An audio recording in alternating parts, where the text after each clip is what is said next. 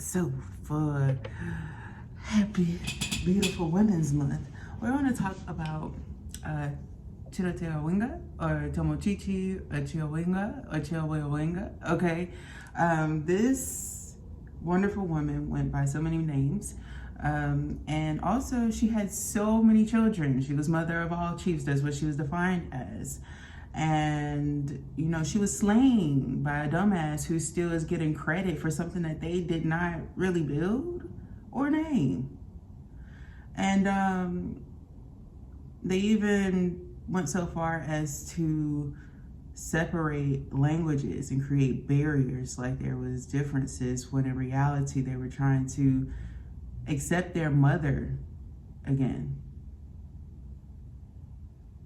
by helping her to practice speech after being slain by this dumbass in between.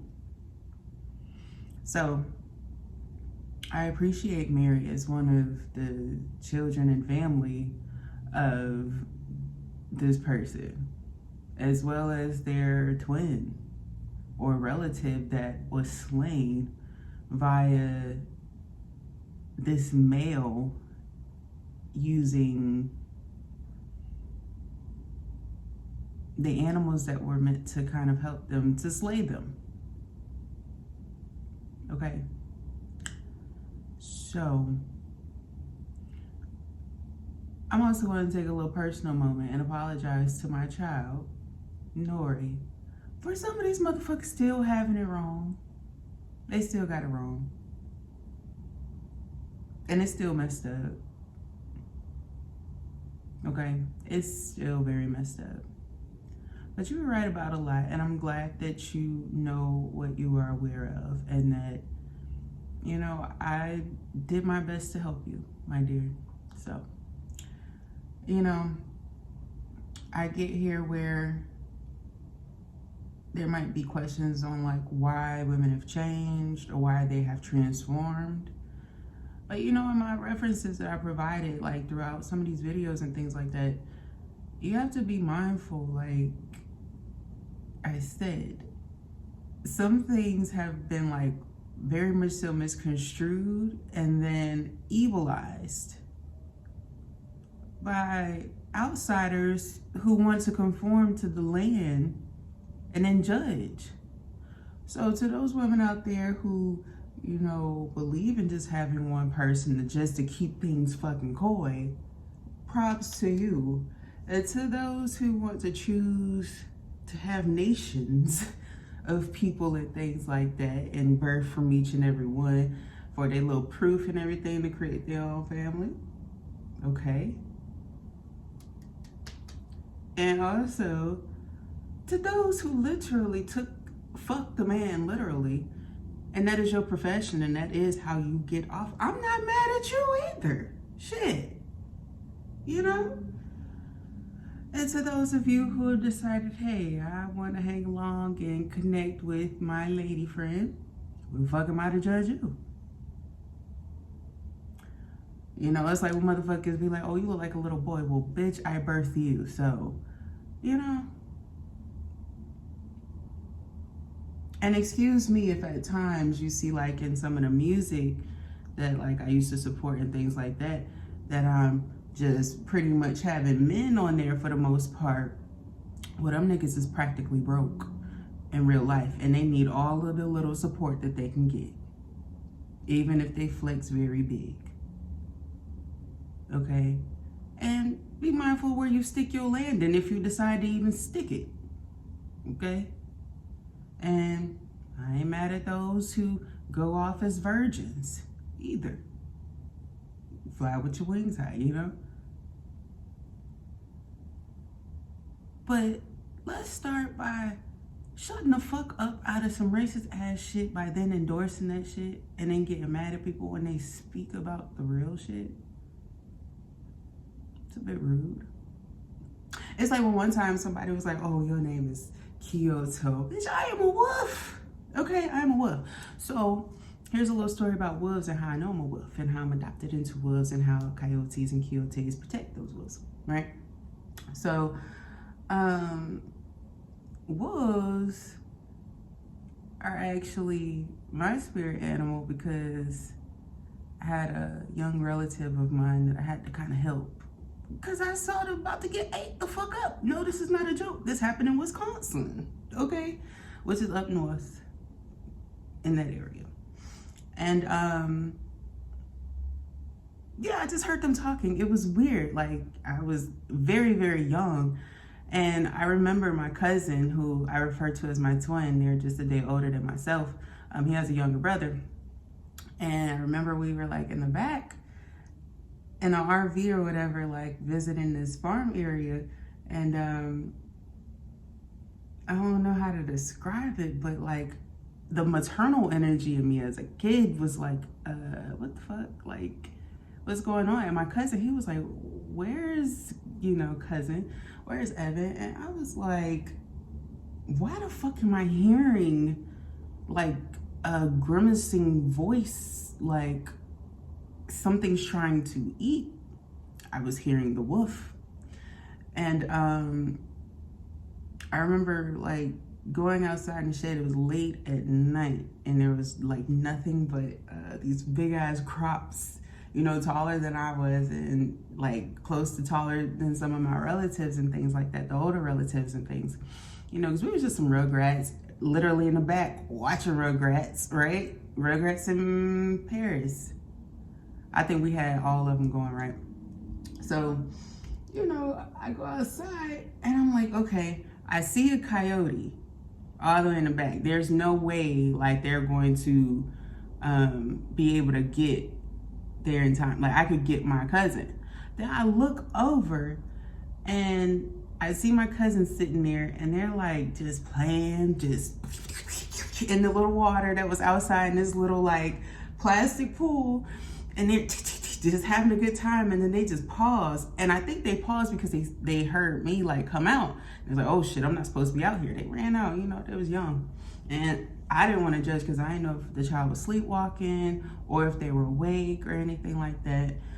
So I'm trying to be gentle, and then I'm like, yo, I can smell there's like two things closer. There's a black wolf and then there's like a gray and white wolf. And I'm hearing the feminine who is behind the male. So the male is closest and darkest, right? And this male wolf is getting like communication from the female wolf. And the female wolf was signaling to the male wolf, don't attack. And I was able to fortunately grab my cousin and bring him in the house. None of them growled, you know what I'm saying? But it was due to the female wolf communicating to the male wolf not to attack us that we were safe. And my older cousin by a day, he was in there chilling, he was like, hey, I ain't gonna worry about it. You know what I'm saying? And I'm just glad that I was able to get him in safe. And the next day, I don't know if we ever told. Did we ever tell? That's some Rugrats shit. Am I telling now? Did you tell, cousin? Ooh. Well, anyway, that is a true story. That really happened. Somebody was really like that close, like they were that close, right? So, oddly enough, like it was like a day or two later, or like the next evening. Sorry, y'all. But we had like a little fire out in the back with my uncle, my aunt, and their friend of friends. I think his name was like Chuck or something like that, and his wife. They were really sweet people, and we like had this little campground and everything. And like all of them came down the mountain again. All of them came down the mountain again. And I remember our last day there, well, let's go back to the fire and the burning and stuff like that. Like they were actually like moving around and stuff like that. They were very quiet and very sweet, well behaved. And then our last day when we were like helping to like mow their large lawns and things like that, like playing on the large trucks that you mow with, Yeah, so after that, I remember like we were kind of playing around in the crops, and I saw the wolf again, the black wolf. It showed itself and then it ran. And then there was a gray one, the maternal one, that did the same thing. And they were just making sure that we were all okay. And then the coyote or the coyote came, and they were just kind of like watching around. It's like they're welcome, and they kind of are the larger lookout. You know, they send the signal to see if they have their leftovers. So like, let's say if we were comparing them to like Kali and Shiva, they would be like the ones who eat what the wolves don't eat. So calling me a damn coyote is kind of rude. Okay. I like my shit fresher. All right. But happy moon cycle in the wolf, and also we're sharing some stories about the feminine energy, and I appreciate that, wolf. I really do. So and I'm glad that my cousin is here to this day, woofing it out, hopefully, or you know, whatever you got going on. And I'm grateful to my older one as well for chilling the fuck out, because that is a reminder of me as well. You know, being in the middle sometimes is not always the easiest, but shit, we here, so you know, that's how that goes. But I love you guys. And to those who don't really know who they are and don't really define themselves as anything based off of some of the things that have happened historically and how that might have affected them and how they inherited sort of beliefs about themselves, happy Feminine Day. Okay, happy Feminine Days. All right.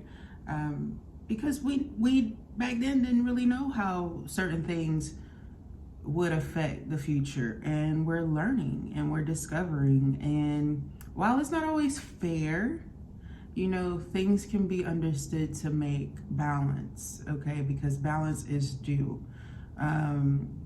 It's just like when people have like tried to force me as a feminist, and they don't really know the history of like, you know what I'm saying? It's hella distortion. It's hella fake.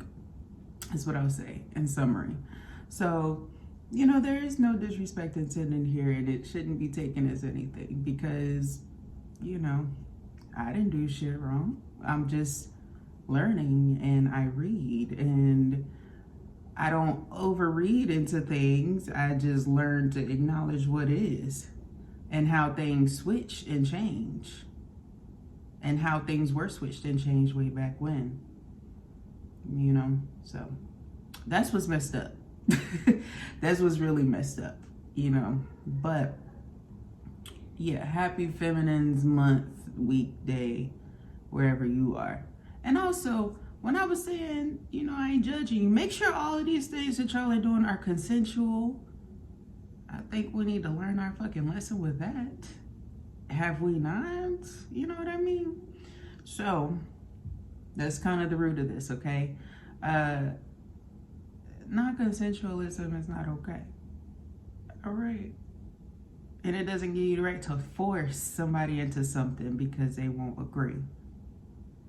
All right. So I love y'all, and I will talk to y'all next time. Bye.